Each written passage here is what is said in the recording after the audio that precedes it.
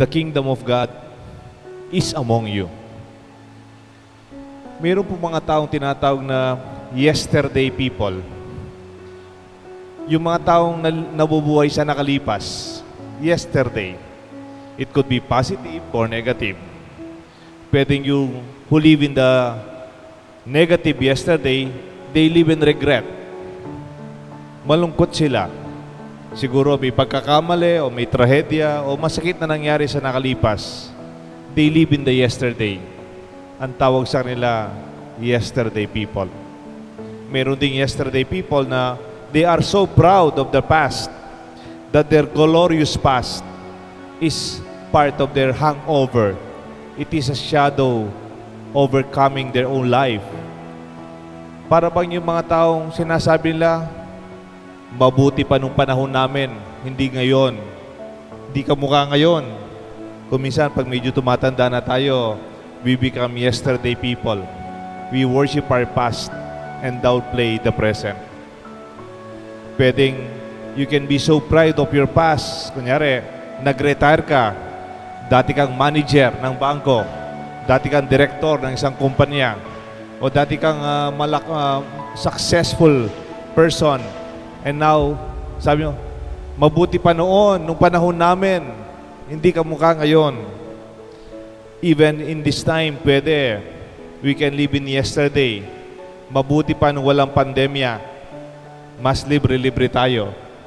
Mabuti pa nung walang COVID-19, we could socialize easily, could go on with our usual life and our own livelihood. Hindi ka mukha ngayon. Meron din naman on the other hand, yung tinatawag nilang tomorrow people. Nabubuhay sila sa darating. Hintayin mo, darating ang panahon, sisikat din ako. Makakabawi tayo. Pag darating ang panahon, yayaman tayo mga anak. Overthinking about our future, our plans, and over-preparing for what is coming. Kumisan, talagang hinahanda nila yung darating. Hindi naman tayo nakakasigurado. Meron din naman, in a negative way, they are so afraid of your future. Ano kayang mangyayari sa darating? They become anxious and even desperate, worried about their future. There are people who live in the yesterday people. Meron ding taong napubuhay sa kinabukasan lamang, the future people. They never live in the now and the here. Ngayon at dito, in our place in time, in our situation. Naalala ko si Archbishop Emeritus Pasiano Aniceto. Nung seminarista kami, madalas niya sinasabi, bloom where you are planted. Kung saan ka naitanim, doon ka magkaroon ng bunga, doon ka lumaki, doon ka na, isipin mo, dito na ang buhay ko. It is in the present, in the now, in your situation. Pwede kasi, I'm planted here at Sapang Bato, pero sinasabi ko, mabuti pa nung nasa St. Jude ako, o kaya mabuti pa nung nasa social action ako, o kaya nasa seminaryo ako sa university. Or, I could also say, inihintay ko yung next assignment ko, o excited ako sa darating na panahon pagkatapos ko dito, I will lose my life every day. Mawawala ang buhay ko, nasayang ang panahon ko because I never live in the present, in the now, as a gift of our situation. My dear friends, the kingdom of God is among us. Ito ang sinabi ng Diyos para makilala natin ang kaharian ng Diyos. Nasa iyo, Ko Roger. Nasa iyo, Grace. Sorry po.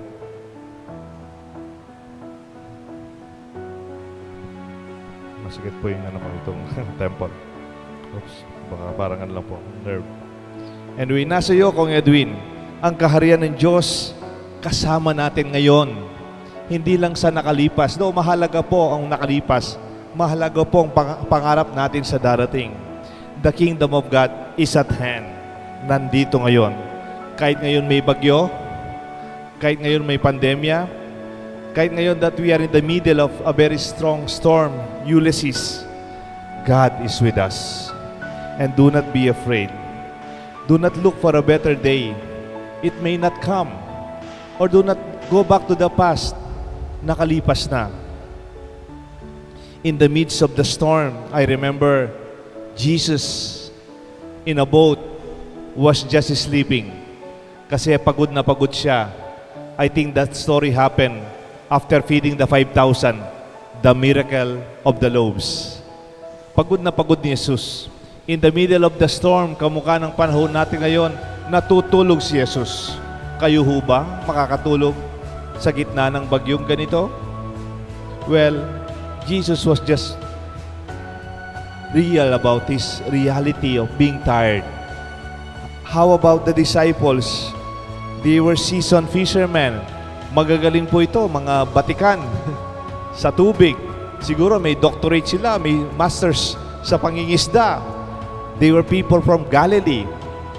Peter, James, John, these are people of the boat. And yet they were shouting. They were crying.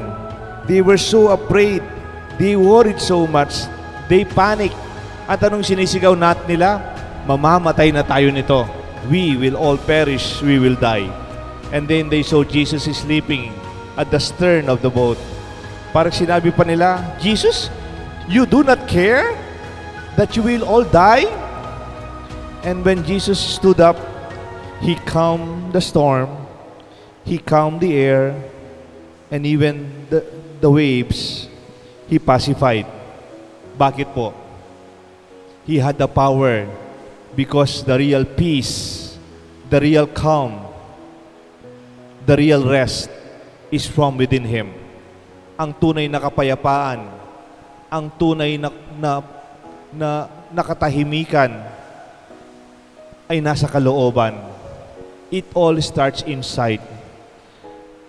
Kahit sa gitna ng bagyo, when we believe and when we believe and have the confidence and the inner trust and the inner calm and the inner confidence that all will be good and it would even be better after this, we should not be afraid. The kingdom of God is in you, in me, in us, among us. How do you define the kingdom of God? Paano po ninyo bigay ng example ng ng kaharian ng Diyos? The kingdom of God is joyful. The kingdom of God is peaceful. The kingdom of God is calm. The kingdom of God is glorious. Then when there is joy among us, there is peace in you and me.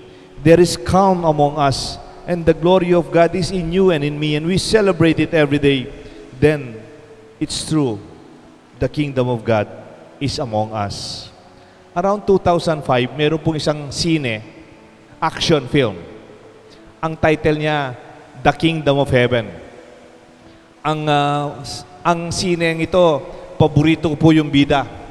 Ang pangalan niya, Orlando Bloom, an action star. Tapos po yung hari dito, he was a leper, a blind leper king, si Liam Neeson, no? And yung kanilang director, action movie director, producer, si Ridley Scott. Na? Galing-galing po ng sineng to. It was about a kingdom, coveted, pinagnanasaan, parang gustong-gusto. No? Ang mga harian around it, they wanted it. It's the kingdom of Jerusalem at the top of the hill. And the surrounding kings, it's like a crown jewel from them. Kaya po sunod-sunod yung gera kasi gusto lang makuha yung kaharian. And Orlando Bloom was a knight, no? A simple knight from a town or a village in France na he was also a knight by his father. And then he was asked to lead the army. Namamagasa po ako na sunod-sunod po yung gera, mananalo sila. Di ba ganun naman yung plot ng mga sine? Gera, gera, gera, kalaban, kalaban, tapos mananalo. They could defend the kingdom. They could defend their castle. Very beautiful kasi they are highly civilized. Alam niyo po anong nangyari? Nung sunod-sunod ng gera, sira-sira na yung castle. Nasusunog na. Nabigla po ako. Biglang bumaba si Orlando Bloom. nakiusap dun sa hari ng kalaban nila. And I did not expect it. I was so disappointed. Alam niyo po bakit? Sabi niya, I give you the kingdom. I give you the castle. Just give us a safe passage. So surrender na kami. Sa inyo na. Sa inyo na. Nanalo na kayo. Just give us a safe passage. Dadaan po kami. Do not hurt us. Mauna yung matatanda, yung mga bata, yung mga buntis, yung mga may sakit, yung mga sundalong nasaktan at nasugatan. Kami natira pa, konting sundalo. And you know, ang saya-saya nung mga kalaban nila. Sabi nila, we inherited the kingdom. Sa atin na yan, ang kaharian na yan, no? Nasusunog na yung kastilyo, yung palasyo. And the whole town was devastated for a series of wars. Alam niyo po, yung ending, nagtataka ako, natalo sila, no? Natalo sila. Pero when they were passing, at papunta yung mga soldiers to claim their prize dun sa Jerusalem kingdoms, up the hill, dumadaan po sila, they were bowed down. Pero makita mo, there's something intriguing in their faces. Alam niyo po, no? They were smiling. Smiling. They were not defeated. They were not sad. They did not feel they lost anything. Nasusunog na yung palasyo. Nasusunog ng kaharian doon sa taas. Tapos sila, dumadaan, nakayuko, parang natalo, but you can see in their face a very deep smile. At parang nanalo pa rin sila. Alam niyo po anong nakasabi doon? The kingdom is not the mortars or the walls of the castles, but in and among the people, their life makes the kingdom. And ang ending po niya, in the middle of the forest, these people again were singing, they were dancing, they were cooking, they were enjoying their children, and they realized, ang kaharian, wala dun sa palasyong nasusunog.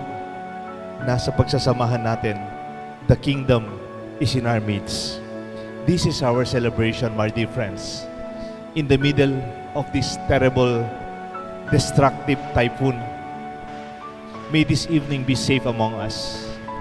May we sleep well at the same time safe, confident indeed. At this moment, God is with us. God will never abandon us. Even when Jesus was sleeping in the stern, Jesus was still in our boat, and He will never desert us. May we have this confidence of God, the kingdom in our midst, the Father, the Son, and the Holy Spirit. Amen.